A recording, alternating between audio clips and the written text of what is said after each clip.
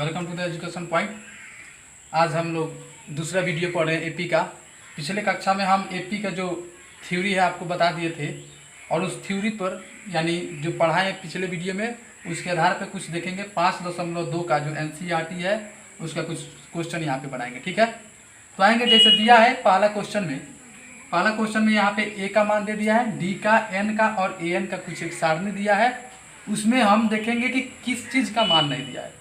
A D N A N चार चर में किसी एक चर का मान नहीं देगा, लेकिन इस तीनों का मान दिया है और एक फार्मूला होता है ए एन बराबर a plus n minus one into d. इस फार्मूला से हम तीनों में से मान रख के चौथा का मान निकालेंगे। ठीक है, तो पहला क्वेश्चन देखते हैं। यहाँ पे दिया है पहला क्वेश्चन ए बराबर 7,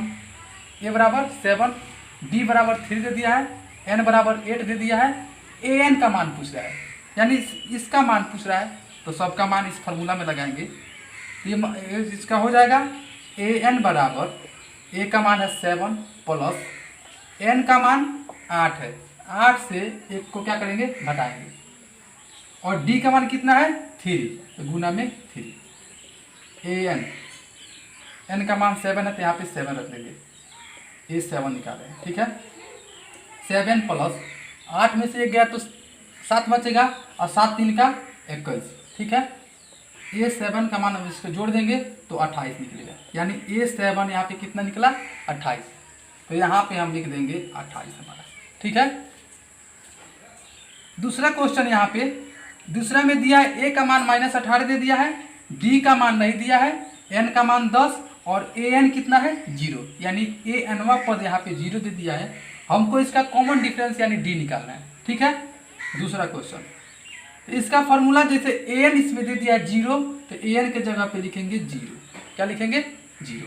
अब ए कितना है -18 प्लस एन कितना है 10 है, तो 10 माइनस 1। डी का मान निकालना है इसमें, तो डी लिख देंगे। ठीक है, ये जो माइनस में 18 है ये इधर आएगा तो प्लस में हो जाएगा, यानी 18 बराबर 10 माइनस 1 कितना हो जाएगा 9D हो जाएगा। ठीक है, और ये D बराबर 9 यहाँ पे गुना कर रहा है, इधर आएगा तो क्या करेगा भागा, 18/9 यानी D बराबर क्या हो जाएगा, विच इम्प्लाई D बराबर 2, यानी इसका D निकला, कॉमन डिफरेंस कितना निकला 2, तो यहाँ पे हो जाएगा 2। ठीक है, अब तीसरा क्वेश्चन है, इसमें दिया ए का मान नहीं दिया है, ए का मान नहीं दिया है। अब यहाँ पे 3 नंबर क्वेश्चन देखेंगे। 3 नंबर क्वेश्चन में ए का मान नहीं दिया है यानी प्रथम पद, डी का मान -3, एन का मान 18 और ए एन का मान दे दिया है -5। ठीक है, ए एन के जगह पे लिखेंगे -5 हो गया। ए का मान नहीं दिया तो ए के जगह पे ए प्लस एन का मान 18, तो 18 माइनस 1 और डी का मान -3। ठीक है, -5 अब बराबर ए प्लस 18 से घटाएंगे तो कितना होगा 17, और 17 से गुना करेगा 3, -3 है तो यहाँ पे -17 51 हो जाएगा। अब ये जो यहाँ पे माइनस में 51 है ये आएगा इधर तो क्या होगा प्लस में, यानी ए का मान -5 प्लस में 51। ठीक है, ए का मान यहाँ से निकलेगा 51 से 5 घटाएंगे तो 46 यानी 46। कितना हो जाएगा 46, तो यहाँ पे लिखेंगे हम 46। ठीक है, समझ में आ गया होगा आशा करते हैं। ठीक है,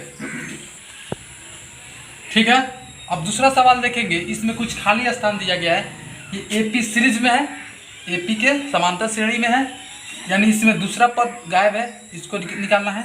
इसमें पहला पद और तीसरा पद, इसमें पहला पद, तीसरा पद, चौथा और पांचवा पद गायब। ठीक है, तो कुछ इसमें दिया गया, उसी के आधार पे हम इसमें जो रिक्त स्थान है उसको पूर्ति करेंगे। ठीक है, पहला क्वेश्चन है, इसमें ए दे दिया है, ये क्या है, ये है ए, ये हो गया ए प्लस डी प्रथम पद, दूसरा पद, और ये तीसरा पद क्या हो जाएगा ए प्लस 2D।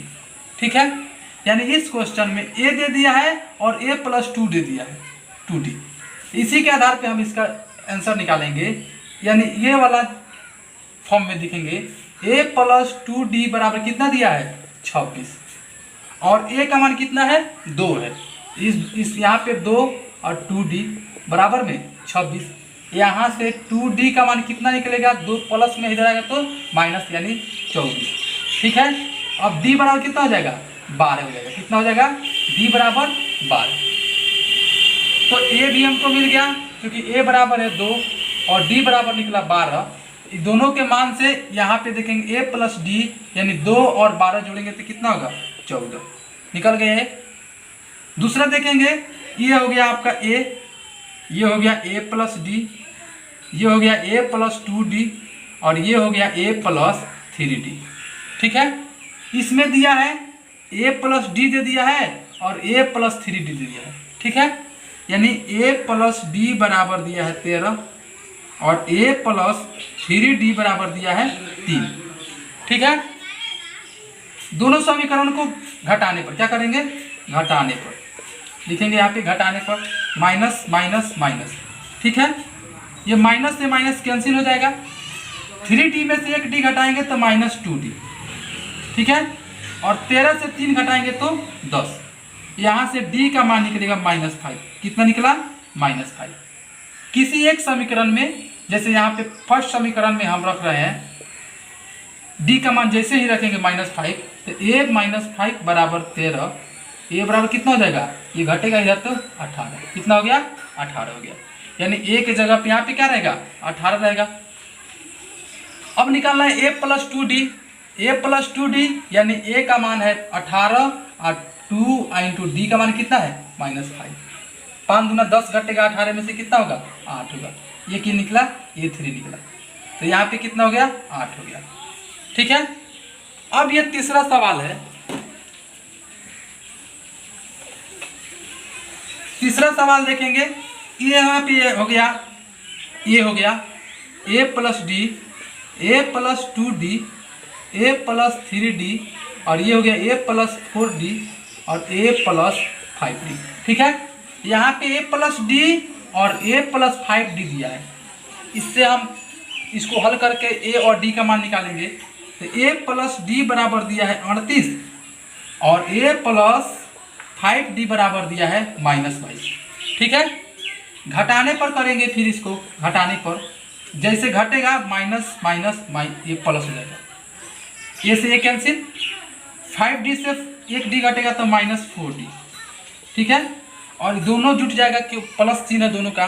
तो 38 और 22 को जोड़ेंगे तो 8 2 10 के 0, 3 2 5 1 6, यानी d का मान निकल गया -4 आएगा इधर तो -15। d का मान -15। अब इस d का मान -15 किसी एक समीकरण देखेंगे, जैसे a -15 बराबर में 38। a का मान कितना होगा, 15 इधर आएगा तो प्लस होगा, कितना होगा, 53 होगा। a का मान 53। तो यहाँ पे हम भर सकते हैं, यहाँ पे a का मान कितना हो गया, 53। इसके आधार पर a निकल गया और d भी निकल गया। तो a प्लस 2d यानी माइनस में 53 प्लस 2d का मान, d का मान -15 है तो माइनस कितना हो जाएगा, -30 और -53। यहाँ पे a का मान 53 और ये माइनस है, माइनस तो 15 दूना 30 यानी 53 से -30 होगा तो कितना होगा, 23। यानी यहाँ पे निकला कितना, 23।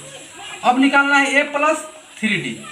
तो a प्लस 3d को निकालना है तो a का मान है, a का मान आ गया 53 और प्लस 3 और d का मान माइनस में 15।